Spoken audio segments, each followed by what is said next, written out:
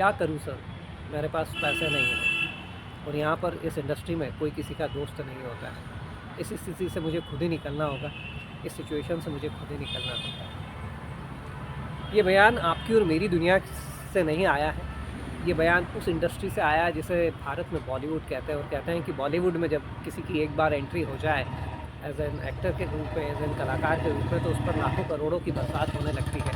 लेकिन जब उसी इंडस्ट्री का एक कलाकार ये कहे कि सर मेरे पास पैसे नहीं हैं और उसे तिहाड़ जेल में सीधा सरेंडर करना पड़े, खुद ही सोचिए कि वास्तव में उस चमचमाती हुई दुनिया की कड़वी हकीकत क्या है। जी हाँ दोस्तों, एक बार फिर से एक्टर राजपाल यादव के इस बयान ने बॉलीवुड की उस संगदिल हकीकत से पर्दा हटाया है जिसके बारे में जब तब वहाँ से खबरें आती रहती हैं। नमस्कार, आप देख रहे हैं भारतवर्ष सबसे पहले और मैं हूँ लोकेश शर्मा। और दोस्तों, खबर तो जिस तरह से आप सब जानते ही है कि एक्टर राजपाल यादव को तिहाड़ जेल जाना पड़ा है। जी हाँ, आज से कुछ साल पहले उन्होंने एक फ़िल्म बनाने की कोशिश की थी। फ़िल्म बनाई भी सही उन्होंने, अता पता लापता, लेकिन जिस तरह से फ़िल्म का टाइटल था अता पता लापता है, फ़िल्म भी कहीं गुमनामी की भीड़ में लापता हो गई।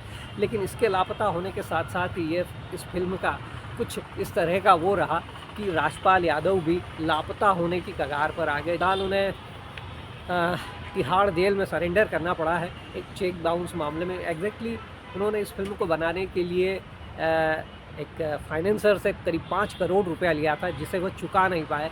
यह ब्याज बढ़ता है और इस पर चूँकि ये केस चलता रहा, बीच में भी इस तरह की स्थितियाँ आई जब उन्हें थोड़ी छूट दी गई। उनसे कहा गया है कि आप इस पैसे को जमा करवाइए, लेकिन वो नहीं करवा पाए और फाइनली यह राशि बढ़ते बढ़ते करीब 9 करोड़ रुपए हो चुकी है। और अब हाईकोर्ट ने उन्हें किसी भी तरह की ढील ना देते हुए सीधा उन्हें तिहाड़ जेल में सरेंडर करने को कहा। और जब यह बारी आई और जब हाई कोर्ट ने उनसे पूछा कि क्या आपके दोस्त नहीं है, क्या आपके पास पैसे नहीं है, तो तब उनका यह मार्मिक बयान जज के सामने आया था, जिसमें इस बयान को देते समय कहीं उनकी आंखों में आंसू भी थे। लेकिन यही इस बॉलीवुड की कड़वी सच्चाई है। तो मैं खबर पर तो ज़्यादा ना जाऊंगा, लेकिन खबर के उस पॉइंट पर जाऊंगा जिसे कहें कि जो बॉलीवुड की असली हकीकत को दिखाती है।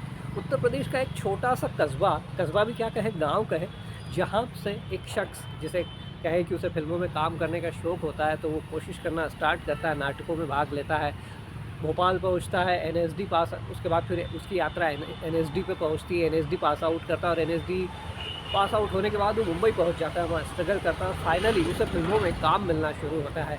करीब 100 से ज़्यादा फिल्मों और वेब सीरीज में काम कर चुके राजपाल यादव को कौन नहीं जानता। भूल भुलैया, हंगामा, चुप चुप के, ये ऐसी फिल्में थी जिनमें जो उनका कैरेक्टर था वो लोगों के सिर चढ़कर बोला।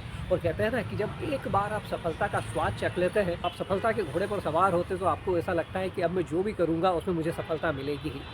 इन सब फिल्मों की सफलता ने राजपाल यादव का दिमाग भी कुछ इस तरह से घुमाया कि उन्हें लगा कि अब वो एक अच्छी फिल्म भी बना सकते हैं। और नो डाउट उन्होंने कोशिश की। फिल्म का नाम था अता पता लापता। इसके लिए उन्होंने एक फिल्म फाइनेंसर से करीब 5 करोड़ रुपए लिए, करीब 2012-13 की बात है। लेकिन दुर्भाग्य देखिए कि इस बार जिसे कहना है कि उनका किसी भी उनका छूना, कहता है ना कि कोई जो पारस पत्थर होता है वो किसी को भी छू ले तो सोना हो जाता, लेकिन उनकी जो खुद की फिल्म है उस पर यह कहावत साबित नहीं हुई। उनकी जो फिल्म थी अता पता लापता बमुश्किल रिलीज़ हो पाई, और रिलीज़ भी हुई तो कहीं गुमनामी के अंधेरों में गुम हो गई, यानी कि पता भी नहीं लगा, फ्लॉप हो गई। और फ्लॉप होने के साथ ही जो राजपाल यादव थे उन पर ये जो कर्जा था वो बना रह गया। हालांकि उनके बयान कुछ डिफरेंट आए हैं। उनका कहना था कि मुझे पता नहीं था कि मुझे ये पैसा वापस लौटाना पड़ेगा, लेकिन जिस तरह का करार हुआ था, जिस तरह की शर्तें हुई थी, उसके एवज में उन्होंने जो चेक दिए थे वो चेक बाउंस हुए। और फिलहाल जिसे कहें कि उन्हें कुछ ढिलाई भी मिली, लेकिन उसके बावजूद जब वो पैसा नहीं चुका पाया तो हाई कोर्ट ने उन्हें फाइनली तिहाड़ जेल में सरेंडर करने को कहा। और जब सरेंडर करने को कहा और जब कोर्ट में उनकी जज साहब से बात हुई, तब का ये उनका बयान था, जो कि एक मार्मिक बयान था।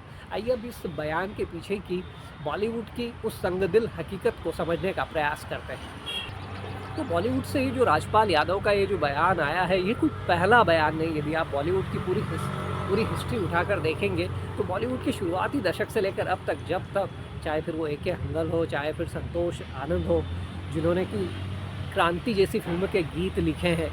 ए.के. हंगल को कौन नहीं जानता। इतना सन्नाटा क्यों है भाई, शोले फिल्म का उनका जो विख्यात डायलॉग था, लेकिन ये लोग भी जिसे कहे ना कि अपने आखिरी दिनों में इस तरह से संघर्षरत रहे फाइनेंशियली कि इनकी कहानियाँ जब तब आपको टेलीविजन्स पर दिखाई दी है। तो आखिरकार क्यों बॉलीवुड में कोई किसी का दोस्त नहीं होता है? प्रेमी, प्रेमिका, दोस्त, दुश्मन की भूमिका में अपने अभिनय से जान डालने वाले कलाकार, लोगों की आँखों को छलछला देने वाले कलाकार, खुद इतने संगदिलिया पत्थर कैसे हो जाते हैं कि वहाँ उनका कोई दोस्त नहीं होता? वजह सीधी-सी है, गला काट प्रतिस्पर्धा। क्योंकि आप खुद समझते हैं कि बॉलीवुड में जो फ़िल्में हैं, वो सैकड़ों की संख्या में बनती है, यानी गिनती की संख्या में बनती है। लेकिन बॉलीवुड में एक्टर बनने के लिए, कलाकार बनने के लिए, सुपरस्टार बनने के लिए हर साल लाखों की संख्या में जो युवा होते हैं, वो मुंबई का रुख करते हैं। लेकिन सफलता बमुश्किल से कुछ चंद लोगों को मिल पाती है।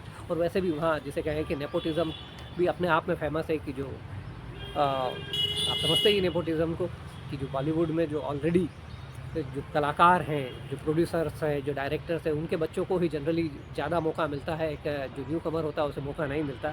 तो अब ऐसे में जिसे सिल्वर स्क्रीन पर चमकने का मौका मिल जाता है, वो इतना इनसिक्योर हो जाता है। आप साइकोलॉजिकल समझने की कोशिश करिए कि वास्तव में उसके साथ क्या होता है कि जैसे किसी व्यक्ति को जो जो एक लंबे स्ट्रगल के बाद बॉलीवुड में एंट्री पाता है, जब उसे लगता है कि यार अब मुझे अपनी मंज़िल मिल गई है, तो उसके बाद वो इतना इनसिक्योर हो जाता है कि उसके बाद वो अपने आसपास के उन्हीं लोगों को, जिन लोगों के साथ वो दिन रात उठता है, बैठता है, खाता है, पीता है, सोता है, लेकिन धीरे-धीरे कहीं वो दूर करने लग जाता है। क्योंकि उसे लगता है कि यदि कहीं ऐसा ना हो कि कल को मेरा साथ पाकर ये लोग मेरी ही जगह छीन लें, या कल को मेरा साथ पाकर ये लोग कहीं मेरी इस प्लेस का मिसयूज़ कर लें।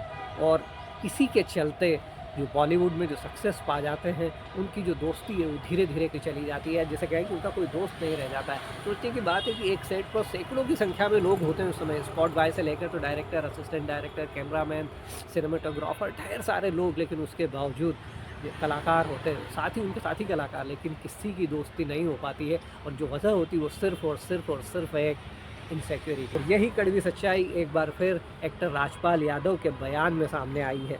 2013 के चेक बाउंस मामले में हाई कोर्ट में जब जज के द्वारा पूछा गया कि आप फिल्म इंडस्ट्री से हैं, क्या आपके कोई दोस्त नहीं है, उनसे पैसे ले लीजिए, तो राजपाल यादव का वह जवाब था जहां से मेरी ये स्टोरी चालू हुई थी। हालांकि अब उनके इस भावुक बयान के बाद अभिनेता सोनू सूद, नेता तेज प्रताप यादव जी सहित और भी कई लोग आए हैं जो उनकी मदद के लिए आगे आए हैं, जो कह रहे हैं कि उन्हें इस हालात से बाहर निकालेंगे। लेकिन अभी फ़िलहाल राजपाल यादव तिहाड़ जेल में है और उनकी यह स्थिति एक बार फिर बॉलीवुड की उसी कड़वी और संगदिल सच्चाई को बयां करती है। आप देख रहे थे भारतवर्ष सबसे पहले, और मैं हूं लोकेश शर्मा, और यह थी एक्सक्लूसिव स्टोरी भारतवर्ष सबसे पहले पर। इसी तरह की और भी स्टोरीज़ और ख़बरों के लिए लगातार आप हमसे जुड़े रहिए। यदि अभी तक आपने हमारा चैनल सब्सक्राइब नहीं किया है तो सब्सक्राइब कर लीजिए। भारतवर्ष सबसे पहले। मैं हूँ लोकेश शर्मा।